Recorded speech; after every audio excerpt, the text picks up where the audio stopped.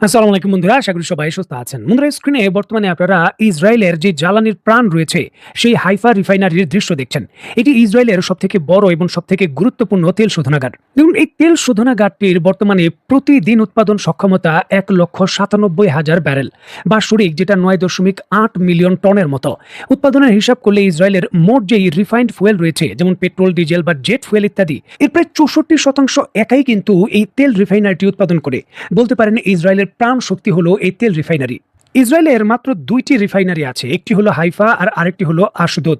Haifa একাই দেশের ৬৪% processing করে ধরে রাখে এবং কৌশলগতভাবে যেহেতু এটি ভূমধ্যসাগরের একেবারে কাছে অবস্থিত, সকল ধরনের তেলের যে সাপ্লাই রয়েছে সেটা এখানে প্রেরণ করাও সহজ। ইসরায়েলের যুদ্ধ বিমানের জন্য জেট ফুয়েল, সেনাবাহিনীর জন্য ট্যাঙ্কের জ্বালানি তেল বা এপিসির জন্য ফুয়েল, নৌবাহিনীর যুদ্ধ জাহাজের জন্য ফুয়েল, এমনকি সাবমেরিনের জন্য যে ডিজেল সাবমেরিন রয়েছে তার যে গুরুত্বপূর্ণ জ্বালানি রয়েছে সেটাও এই রিফাইনারি কিন্তু সরাসরি প্রেরণ করে থাকে এবং সরবরাহ করে থাকে। স্ট্র্যাটেজিকভাবে বলা হয় যে যদি কোনো কারণে এই হাইফা রিফাইনারি ধ্বংস হয়ে যায় বা উৎপাদন সক্ষমতা যদি অর্ধেকও কমে যায়, সেটা পুরো ইসরায়েলকে স্তব্ধ করে দেবে। ইসরায়েল কিন্তু যুদ্ধক্ষেত্র অর্থনৈতিকভাবে লং টার্মের জন্য পঙ্গু হয়ে যাবে। আর এই আশঙ্কাই কিন্তু ইসরায়েল তার আকাশ প্রতিরক্ষা ব্যবস্থার মোটামুটি একটা শক্তিশালী অংশ এই হাইফা রিফাইনারিকে রক্ষা করার জন্য মোতায়েন করেছে। এমনকি যুক্তরাষ্ট্রও কিন্তু তার শক্তিশালী আকাশ প্রতিরক্ষা ব্যবস্থা এবং ফ্রান্স এবং পশ্চিমা বিশ্বের আকাশ প্রতিরক্ষা ব্যবস্থাও এই রিফাইনারিটিকে রক্ষা করার জন্য খুবই সরব। তবে কোনো কাজ হয়নি, ইরানের মিসাইল হিট করে গেছে।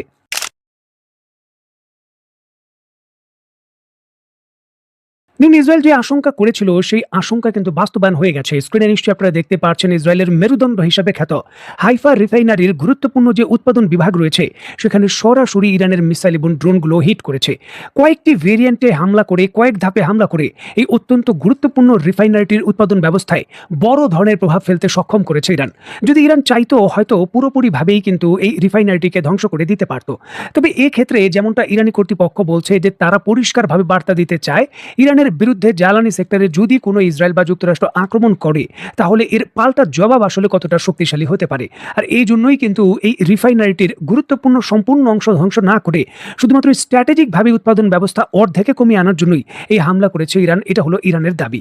যদিও এক্ষেত্রে এই রিফাইনারিটির গুরুত্বপূর্ণ পাওয়ার প্ল্যান্টে সরাসরি মিসাইলটি হিট করার কারণে এর উৎপাদন ব্যবস্থা মারাত্মকভাবে ক্ষতিগ্রস্ত হয়েছে এমনটা শোনা যাচ্ছে, যেটি ইসরায়েলের জেট ফুয়েল সরবরাহ, যুদ্ধ বিমানের জন্য যে কোনো ধরনের সাপোর্ট, এমনকি তাদের মিলিটারি যে তেলের ফুয়েলের সরবরাহ রয়েছে সেখানেও সরাসরি প্রভাব ফেলবে। অত্যন্ত গুরুত্বপূর্ণ এই বিষয়টিকে কেন্দ্র করে স্ক্রিনে নিশ্চয়ই আপনারা দেখতে পাচ্ছেন দ্য টাইমস অফ ইসরায়েল এবং ইসরায়েলের যে জেরুজালেম পোস্ট রয়েছে আলাদা আলাদাভাবে এই খবরের সত্যতা স্বীকার করে তারা খবর প্রকাশ করেছে, যেখানে ইসরায়েলের কর্তৃপক্ষ বলছে যে হিজবুল্লাহ এবং ইরান দুই পক্ষই কিন্তু উভয়ভাবে একে টার্গেট করে হামলা করেছে, তবে ইরানের মিসাইল হিট করেছে।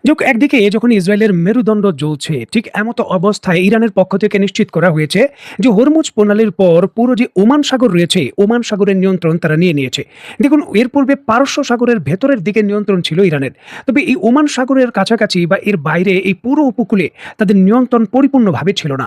তবে এখন কিন্তু পরিষ্কারভাবে ইরানের পক্ষ থেকে নিশ্চিত করা হয়েছে যে হরমুজ প্রণালীর পরবর্তী সময় এখন পুরো ওমান সাগরের এবং উপসাগরের কাছাকাছি তারা সম্পূর্ণ তাদের নিরাপত্তা প্রতিষ্ঠা করেছে, তাদের কন্ট্রোল প্রতিষ্ঠা করেছে। আর এটি কিন্তু যুদ্ধক্ষেত্রে একটি বড় ধরনের নতুন দাবার চাল। অত্যন্ত গুরুত্বপূর্ণ এই বিষয়টিকে কেন্দ্র করে ইরানের সামরিক বিশেষজ্ঞরা দাবি করছেন যে ইরানের আইআরজিসির এই কাজটি আরো অনেক আগেই করা দরকার ছিল। শুধুমাত্র হরমুজ প্রণালী দখল করলে হবে না, বাফার জোন হিসাবে এই যে ওমানের উপসাগর এবং ওমান সাগর রয়েছে এটাও দখল করতে হবে। যদি এটা না করা হয় তাহলে ইরানের যে বন্দর আব্বাস রয়েছে, চাবাহার পোর্ট রয়েছে, এগুলো নিরাপত্তা প্রদান করা যাবে না। যুক্তরাষ্ট্রের যুদ্ধ জাহাজ এবং বিমানবাহী রণতরীগুলো উপকূলের কাছে এসে যে কোনো ধরনের হামলা করে যেতে পারবে, সেক্ষেত্রে প্রতিরোধের সম্ভাবনা কমে যাবে। অত্যন্ত গুরুত্বপূর্ণ এই বিষয়টিকে কেন্দ্র করে আপনারা নিশ্চয়ই অবগত আছেন, মাত্র কয়েকদিন পূর্বেই ইরানের হরমুজ প্রণালীর উপকূলে চাবাহার পোর্টে আক্রমণ করতে গিয়ে যুক্তরাষ্ট্রের একটি FA-18 হর্নেট যুদ্ধ বিমান ক্ষতিগ্রস্ত হয়। ইরানের মিসাইলের আঘাতে এটা হয় ইরানের দাবি। এখন ওই যুদ্ধ বিমানগুলো কিন্তু ওমান উপসাগরের কাছে যে ভাসন্ত প্ল্যাটফর্ম রয়েছে যুক্তরাষ্ট্রের এয়ারক্রাফট ক্যারিয়ার, সেখান থেকে উড্ডয়ন করেছিল। এছাড়াও F-16 যুদ্ধ বিমান ক্ষতিগ্রস্ত হওয়ার যে বিষয়টা খবর পাওয়া যাচ্ছে সেটাও কিন্তু এই উপকূলের কাছাকাছি থেকে আসছিল। সুতরাং এই উপকূল কন্ট্রোল করা এবং লং রেঞ্জে বাফারিং জোন তৈরি করে যুক্তরাষ্ট্রের যুদ্ধ জাহাজ এবং বিমান বাহিনীর অন্যান্য যে সকল উপকরণ এবং বিমান রয়েছে সেগুলোকে প্রতিহত করার জন্য অন্যতম গুরুত্বপূর্ণ কাউন্টার প্লেস ছিল। অবশেষে কিন্তু যুক্তরাষ্ট্রের জন্য সেই রাস্তাটাও ইরান বন্ধ করে দিল, সেখানেও তাদের কড়া পাহারা এবং কন্ট্রোল প্রতিষ্ঠা করলো। সুতরাং পদাতিক হামলা বলেন বা যুদ্ধ বিমানের প্রবেশ সেটা আরও কঠিন হবে যুক্তরাষ্ট্রের জন্য।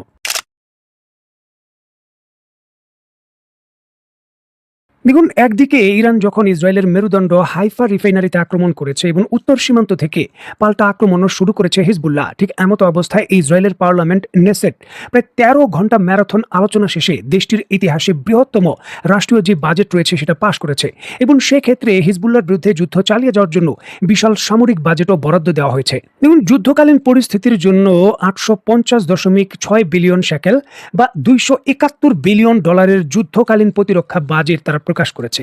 $২৭১ বিলিয়ন সামরিক বাজেট তারা প্রকাশ করেছে শুধুমাত্র যুদ্ধকালীন অর্থায়নের জন্য। এটি দেশটির ইতিহাসে একটি নজিরবিহীন ঘটনা। দেখুন, এই $২৭১ বিলিয়ন রাষ্ট্রীয় যে বাজেট রয়েছে তার মধ্যে শুধুমাত্র সামরিক বাজেটেই বরাদ্দ দেওয়া হয়েছে প্রায় $৪৬ বিলিয়ন, যেটা শুধু ইসরায়েলের ইতিহাসে নয়, বর্তমান পৃথিবীর যে কোনো দেশের সামরিক ইতিহাসেও অন্যতম বড় প্রতিদ্বন্দ্বী। কারণ ইসরায়েলের মতো একটি ছোট দেশ $৪৬ বিলিয়ন সামরিক বাজেট তাদের ঘোষণা করেছে, যেটা কিন্তু ভারতের মতো বৃহত্তম দেশ বা চীন বা রাশিয়ার মতো বৃহত্তম দেশের তাদের জনগণ এবং ভূমির মাত্রা হিসেবে যদি আমরা কম্পেয়ার করি, তাহলে ইসরায়েলের এই ঘটনা কিন্তু অনেক বড়। কারণ দেশ এবং জনগণের হিসাব করে $৪৬ বিলিয়ন সামরিক বাজেট বরাদ্দ তাদের অনেক কিছু। যে হোক, এই $৪৬ বিলিয়ন সামরিক বরাদ্দের মধ্যে তারা লং টার্ম লেবাননের বিরুদ্ধে যুদ্ধ চালিয়ে যাওয়ার পরিকল্পনা করছে। যদি ইরানের যুদ্ধ থেমেও যায়, লেবাননের হিজবুল্লাহর বিরুদ্ধে এই যুদ্ধ অব্যাহত থাকবে, এটা তারা ইঙ্গিত দিচ্ছে। দেখার বিষয় ইসরায়েলের এই চূড়ান্ত পরিকল্পনা বাস্তবায়নের জন্য এই বিশাল যে সামরিক বাজেট রয়েছে তা কতটুকু কাজে আসে। তো বন্ধুরা, আজকের মতো বিদায়, নতুন কোনো ভিডিও নিয়ে আবার দেখা হবে। সে পর্যন্ত সবাই ভালো থাকবেন, সুস্থ থাকবেন এবং বাংলাদেশকে ভালোবাসবেন। আল্লাহ হাফেজ।